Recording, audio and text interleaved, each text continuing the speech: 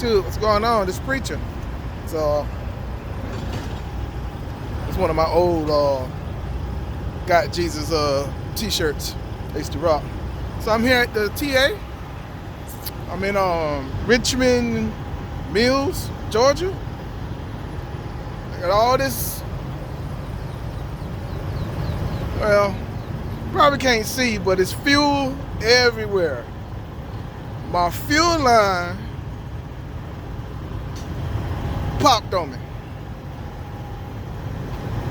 That's on the engine, in between the fan clutch and my engine head. It's a fuel line about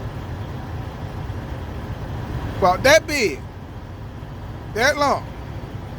No lie, about the size of your middle finger. A little fuel buzz. It's the oldest fuel line. Now all my other fuel lines, I don't know if y'all can see. Let's see.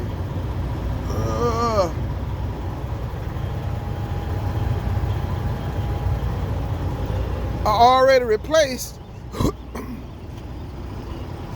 even see these.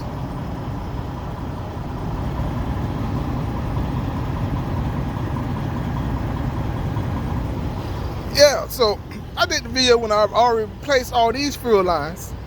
I didn't think about the one that is up by my engine block. I didn't even know about that. Okay, I didn't know about that one. So that's an old fuel line, and yeah, it popped on me on the road. I just see all this white smoke coming. I'm like, where is this white smoke coming from? You know, I'm just trying to figure out where the white smoke and stuff is coming from. And Lord behold, I seen the wood that they was burning on the side of the road. So I'm thinking, man, it's smoky out here, man. Man, that wood is just, but then I'm smelling it. I'm like, nah, man, it smells like fuel, though. Why is it smelling like fuel? Did they use some type of fuel or whatever to, you know, I'm just trying to figure it out. And I'm still riding, y'all. I'm still riding. And I'm trying to figure out that smell. And then, Lord behold, I figured it out. And I was like, man, let me pull over to the side of the road, right? So I go and I pulled over to the side of the road, open my hood, and I just see fuel just skeeting out like a water sprinkler. And I'm just like, oh, Jesus, I had to hurry up and shut the truck off, right? Because my thing is what? Yep, you're right. Truck gonna catch on fire, right? So I'm like, oh, man. And I was like, man, I do not want to call out no roadside service. Not for this. So I'm like, man, okay, well, what I'm gonna do? Because it's skeeting like crazy. So I had some Gorilla tape, so I just taped it up so it's not skeeting everywhere. It was still oozing out now, but it's not skeeting all over the engine and stuff no more. I got it all on my windshield. I got it all over the place, right? So it wasn't skeeting out all over the place. And I only had 10 miles to go to this TA. So then I just took it down to the TA. You know, I took it easy down to the TA. And then, of course, you get to the TA, and then what they tell you, oh, well, we booked up. You ain't gonna get you to 2 o'clock in the morning. Now here it is 9 o'clock at night when I got here. So I'm like, well, 2 o'clock in the morning, all right, just a hose. I'm like, man, y'all can sell me the hose, and I could do it myself. They ain't even want to look at it to get me the hose that I need so I could do it myself. I'm like, man, let me do it myself, you know. Hey, I can care less. I can do it myself with the tools and everything, you know. They ain't even want to look at it, so I can even do that. So I'm like, man, so I got to sit here wait on the 2 o'clock. Get to 2 o'clock. I'm like, man, y'all said 2 o'clock. I'm trying to figure out what's going on, how much longer it's going to be before y'all see me from a truck. They said, well, all the technicians gone. We down to our one technician for the night. And he got 2 roll calls he got to go do right now. I'm like, what? He said, yeah, our roll call take precedent. So everything get pushed back. I'm like, what? So, need to decide, stay in my truck. Yeah, it happens, but that's why I got the little hammock, man, because how that stuff happens and stuff. You know? Now look, it was just trucks. I guess they starting to call some trucks in now. So I'm glad they starting to call some trucks in. But yeah, so then it's not gonna be until the morning. So now here it is, 7 o'clock in the morning. And that one technician that left about 2:30, he still ain't back from doing service roll calls. He wound up getting the third one. So that was 5 hours. So he's been gone basically all night. So we said, well, all our other texts come in at 8 o'clock in the morning. I said, oh, all your other texts come in at 8 o'clock in the morning. I'm like, man, I said, man, it's a fuel line, man. I'm like, we talking about 20 minutes, 30 minutes max. Y'all want to do a whole hour just to make sure you got it right? You can do a whole hour. It's just a fuel line. No, I don't want to give nobody the middle finger, but it's the size of my middle finger. That's it. And it's an old line. I'm just like, man, I wish I would have known that. I don't know. I didn't know. Because if I would have known that, I would have had got that replaced when I replaced all my other fuel lines. Because like I say, this is a 99. It still had all its original fuel lines on it. So it's just dry rotted. I know some of y'all are going to say, I need to get a new truck. I need to go. You absolutely right. Okay, so when your truck break down, instead of going spending $100 to fix it, go out and spend $16,000 down payment and get yourself another truck that may break down on you. You don't never know when these trucks are going to break down. It's mechanical, man. It's mechanical. That's why you got to save. Don't everybody tell you this? Save your money. Save money, put money back in your maintenance account. So when it breaks down, not if, but when. Like I say, new trucks break down too. Y'all watch YouTube when these sell YouTube truckers. They talk about raggedy trucks and all this other kind of stuff. And I'm going to get me a newer truck so I don't have to worry about breakdowns. And what happened? They all break it down. And then we done seen that with the Volvos. We done seen that with Peterbilts. We done seen that with the KW. We done seen that with every truck. The Freightliners, all these people who done got a new truck, they trucks, brand new trucks that they got. And the trucks wind up in the shop. And then the thing about that is warranty work. So you gonna sit there, you may sit there for 2 weeks waiting on warranty work and stuff to get done. Like they ask me, well, how you gonna pay for it? I'm like, cash money is how I'm gonna pay for it. I'm like, I'm just ready to get this thing done. It's just a little fuel line, you know? It's just like, man, come on. It's just the fuel line. And then even the lady was like, she went back to look and tried to see, talk about where we sell fuel lines, and tried to see if they had one, but she didn't know where to look. Oh, she got to wait on the shop manager because the shop manager knows where everything is in. I'm like, well, what time he gets in? Well, he don't get in until like 9. I'm like, oh, Jesus. I had 5 hours left to go. Not even really 5 hours, really 4 hours.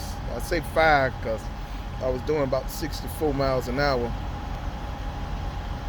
So at an average speed of 61 miles per hour, it's 5 hours.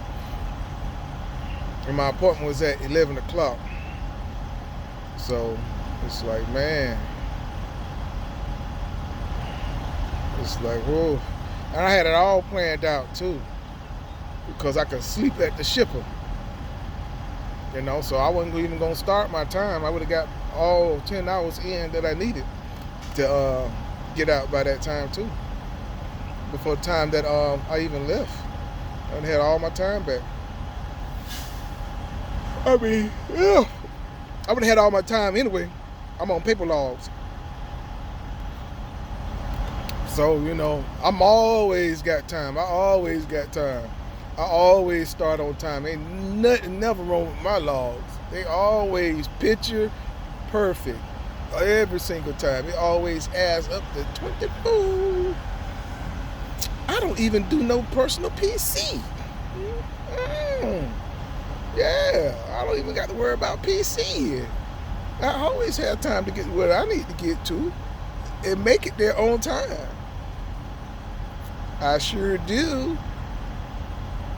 I manage my clock really, really well with these paper logs. But my other load that I got for today is Thursday, I got to cancel. That picks up at 3 o'clock. I'm not going to get there at 3 o'clock to pick that load up. I already know. Even if I say I get in here and they get me done by 11, I might can make it to the place before they close. I might can make it to the place. If not, I got to wait till Friday morning to deliver this load to them. I have to wait till then to do it. But the other load I was picking up today, and that was just going 181 miles, and it was paying me $800. You know, that was going to end my week because Friday, Saturday, Sunday, and Monday, my family and I was going to be in Orlando for the weekend. Going up there to Orlando for the weekend. So I still don't want to stop that, but with this, like I said, if I got to deliver this Friday morning, just gonna have to wait to deliver this. Excuse me. Then go home after I deliver the load in the morning. You know, take a bath, pack up, and then leave to go to Orlando. I have to do it that way. But I'm out of $800 for the week. That was gonna put me up to $4,800 Monday through Thursday load. Put me up to $4,800 for the week. But without that load, it's just gonna put me up to $4,000 for the week. For the 3 loads that I did for this week. But it is what it is. You know.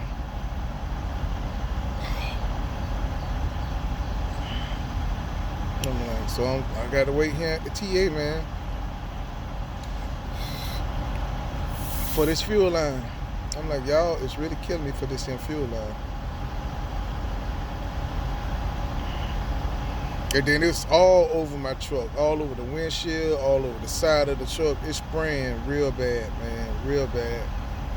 I took the tape and stuff off this morning so I really can get a look at what was leaking, because I really couldn't see because it was in the dark. So I really couldn't see, and everything is black. So when I took it off, I see the old fuel line. I'm like, man, really? It got a fuel line right here too? I didn't know. I thought I replaced all my fuel lines, man. I really did. But for this reason, though. For this reason, because they all was old. All of them was old and cracking and leaking some kind of way. And I thought I replaced them all. I really did. But that's what I get for me doing them and taking it to a shop and just telling the shop, hey, replace all my fuel lines.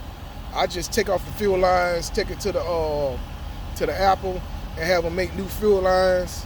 You know what I'm saying? I bring them back and I put them back on. I'm like, okay, simple work. Why pay somebody, $100 an hour to do this and they mark up on their part price? But replace all my fuel lines cost me $180, $169, basically less than $400 to replace all the fuel lines that I saw, should I say. Less than $400 to do that. And it took me an hour to take them all off and put them all on. Not a biggie, right? Yeah, but I didn't know about this one. I really did. I mean, this sits right behind the fan clutch. It sits. And it's the fuel line that takes the fuel over to the other side of the engine and stuff. So yeah. Yeah. It's a hotel across the street too. It's the Quality Inn. If I would have known, and the lady told me, well, they should have called me before 12 to let me know that it wasn't going to be until the morning. I'm like, yeah, they should have, because I'm sitting here and I'm in my truck and I'm thinking, okay, 2 o'clock, and then here it is 2:30, and I come up in here to find out what's the wait look like. And then you tell me that, hey, it's not gonna be until about 8 o'clock before other technicians get in. Well, I'm not finna go spend $55 for like 5-6 hours. You know, no telling what they call. If they're gonna call me at 8 o'clock, nah, they ain't gonna call me at 8. I know they ain't gonna call me at 8. But my truck can't move from where it's at too, because of all the fuel, and I'm right in front of the bays where they told me to wait at. So I don't want to be out of my truck, and now another truck with a trailer got to try to get up in here or something like that. Then I just have to move, you know. So yeah. All right, I guess I didn't talk y'all ear off enough, man. This preacher, Karen spitting up.